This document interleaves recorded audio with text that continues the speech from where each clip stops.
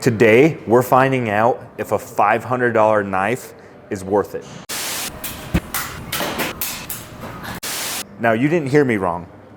I said a knife, not a knife set. That's right, one knife costing $500. If you're like me, you're gonna have your suspicions, and I'm just not sure if one knife is worth $500, but we're sure as heck gonna find out, put it to the test, and in the end of this video, I'm gonna tell you if this thing is worth 500 bucks or not. Let's go.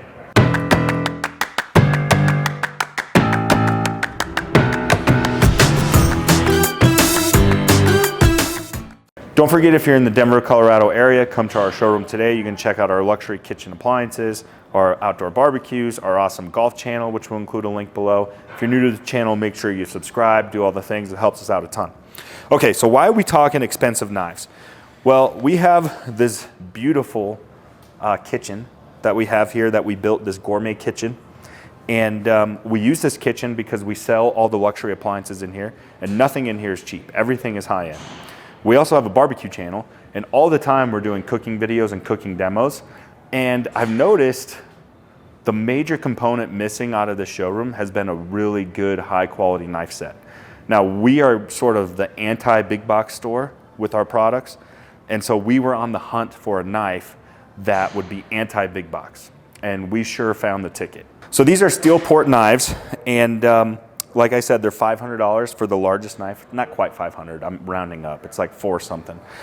But first of all, let's talk about the process of what makes a good high quality knife and what you need in a high quality knife. Okay, so the first thing is everything is made in the United States. They're made up in Washington and maybe the Oregon area. And all the materials are sourced in the United States as well. So the fundamental idea behind these knives is they are forged knives. Now, if you're not familiar with what a forge process is, it's basically like this picture here, where we start with one piece of round metal and it's literally stamped or forged using weight into a shape. Now, forging process, if you're a golfer, you can go check out our golf channel. We talk forging a lot on our golf channel. All the highest quality golf clubs are forged. It's just a higher quality process to give you a softer feel with a golf club.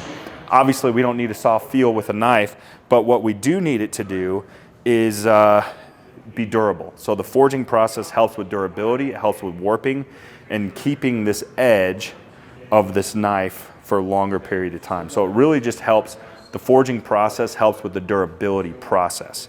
And then you can see here, the piece of metal forge goes all the way through. So basically from the tip of this knife all the way through to the butt of this knife, it is one solid seamless piece. So that's gonna help with construction. So you're not gonna have a loose handle or a handle that falls off, that detaches from the knife. This knife is one solid piece all the way from top to bottom. So we have solid construction, it's a forged knife, and then it's using the hardest steel that's out there. When I was kind of talking to these guys about it, they called it samurai quality. So basically the same hardness that, you know, real Japanese samurai swordsmen are using in their knives.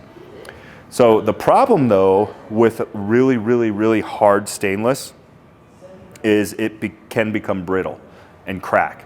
Well, if your knife edge became brittle or cracked, it's obviously going to lose a lot of its durability. And so it goes through a heat treatment process as well.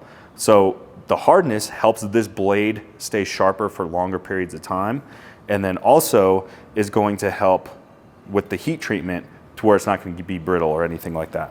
This wood handle is sourced by real wood up in Oregon, and then it does come with oil to treat this every once in a while because it could become, you know, brittle or something like that, and because it's real wood. Also, their 8-inch knives are perfectly balanced, so check that out. How cool is that? So the 8-inch knife is balanced. The 10-inch knife is pretty balanced. It's a little more wobbly, but balanced as well. So the balance just helps with comfort in your hand and just ease of use. And then the 6-inch isn't quite as balanced. It's a little handle heavy, but usually when we're down to the smaller knives, like a paring knife, 4-inch knife, balance isn't as important. Also, everything is hand polished and curved, so there's no sharp lines on this besides the actual blade itself. So everything has like a smooth, rounded surface, and then the contour of the shape does fit really nicely in your hand. So those are the features and benefits of a regular knife. And just to kind of put it in perspective, you know, 90% of the knives, especially all the big box store type stuff, is not being made that way. So this is like a regular knife. You can see we've been using this one a couple years. We're gonna compare a dull knife with a stake versus a brand new high quality knife with a stake. And we're gonna test the two. And I'm gonna tell you why it's important that we have really sharp knives with our meat. Okay, so let's start with why having really sharp knives is important. Well, the first and foremost reason is safety. So dull knives, even though they're not as sharp, they require so much more force, okay? So if we're really starting to use a lot of force, what can we easily do, Chris? Cut ourselves. Yeah, cut yourself. Because it could slip easier, we have a lot of pressure going, and so the idea is you should always be cutting away from yourself. Let's test a sharp knife. All right, versus a dull knife.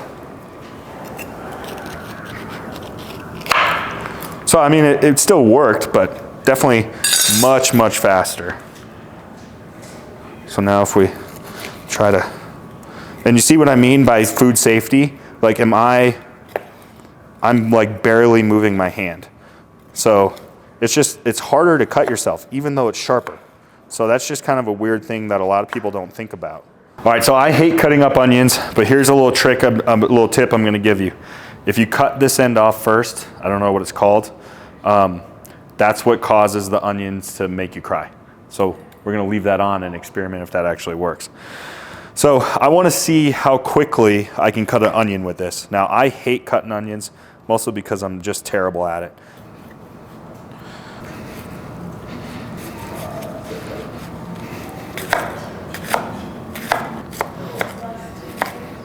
Diced up pretty quick.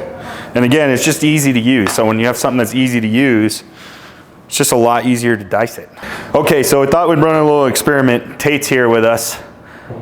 Tate's gonna throw some fruits and vegetables my way. I thought a really good way to test these would be to do real life Fruit Ninja. You're starting with a big old... Don't worry, we're being safe. Heavy thing of cauliflower. You ready? I'm ready. Are you ready? I'm ready. Did it cut? You cut right through it. Did I? Yeah. You also bruised my shoulder. Oh yeah, look at Go that. round two with that bad boy. Yeah, let's see it. I want to see the cut though. Let's do Should we go round two? Yeah.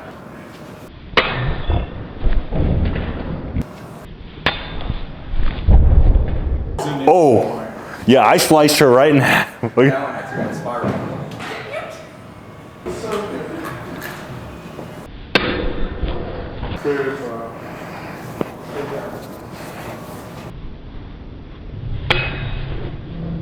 This one's worked double.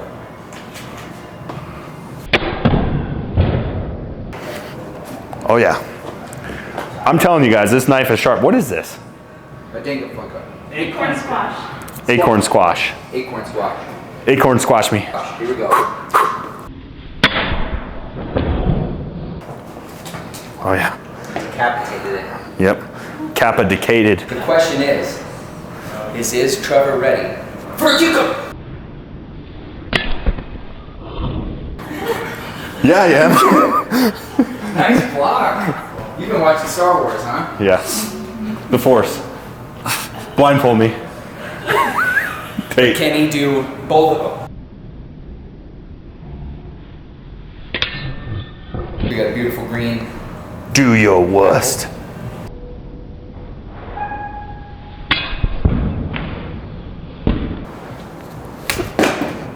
Oh yeah, she's cut in half. Oh, hold on, Tate. Tate, look.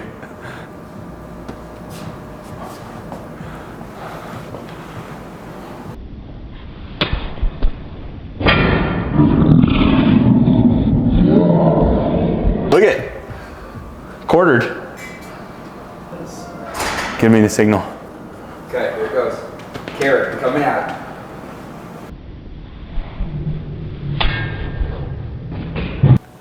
The real reason we need a good knife set is for steaks and meat. Like, obviously, like fruits and veggies, we want a nice sharp knife, really mostly for safety.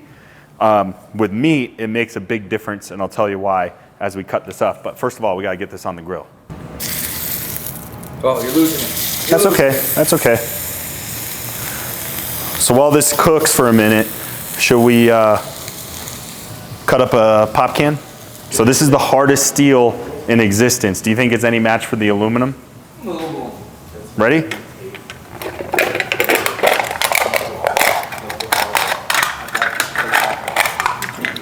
I would say not.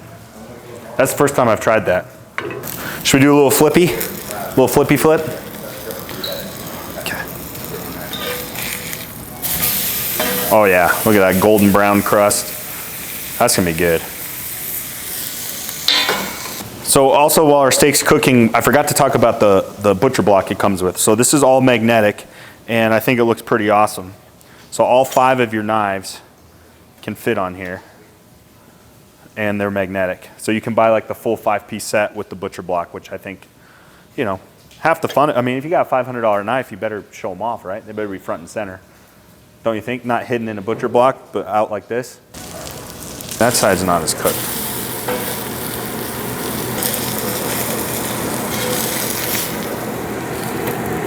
Oh yeah. We're gonna test a knife we've been using in our YouTube videos and shouldn't be. This knife has been in here about 3 years, and you can see the bend in it. But I don't know if we can get all the chipped up edges on the cutting edge. And we've never sharpened it, so it will do a pretty bad job. Okay, so when we're cutting a steak or a piece of meat, I talked about safety, but another big reason why we want sharp knives, especially with steaks, is dull knives that you're really having to like carve.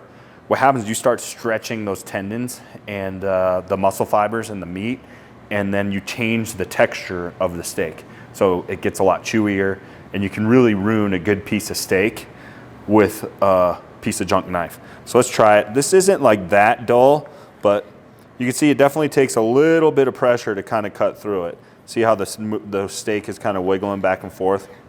And it does take several tries. It's a nice medium rare. Now, should we try the big dog? This should just be one swoop. Like I should just have one swoop, like no pressure, no resistance, just flawless. Not even, it was like half. Is that like half? Let's try again. Yeah, look at that. Man, this is rare. This needs to go back on the grill. We'll have steak strips. Yeah, look at that. Now let's try again with the old one. 3 swipes. Not only am I doing 3, but I'm really having to push. And that's where food safety or safety can come in. So now here, no pressure, just a glide. See that? Little tip, when you undercook your steak, you can make steak tips. So what are my final thoughts? Remember at the beginning of this video, I told you I would give you my opinion on if a $500 knife is worth it. I'm gonna be honest with you. The entire time we're shooting it, especially when I started cutting up that steak, in my head I was thinking, how fast can I get this exact knife? So I'm not saying necessarily an entire set is worth it, and to each individual it's gonna be different. Like if you don't cook a lot at home, obviously you don't need to buy a $500 knife. If you do cook a lot at home, or if you barbecue a lot, for me, what's near and dear to my heart is barbecuing.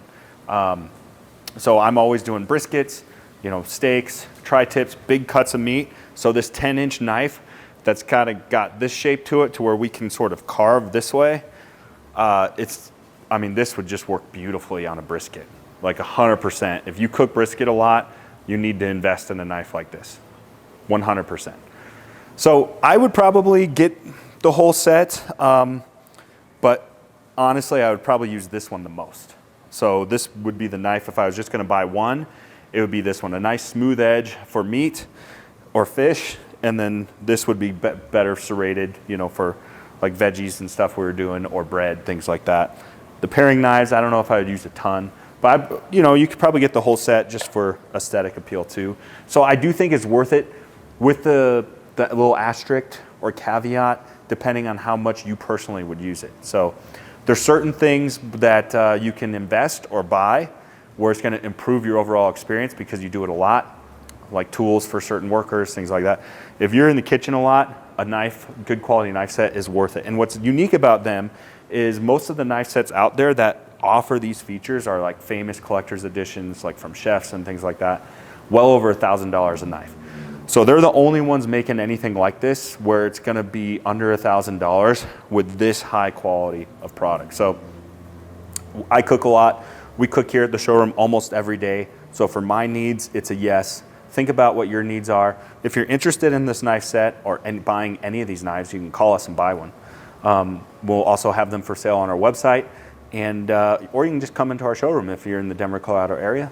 We'll see you next time.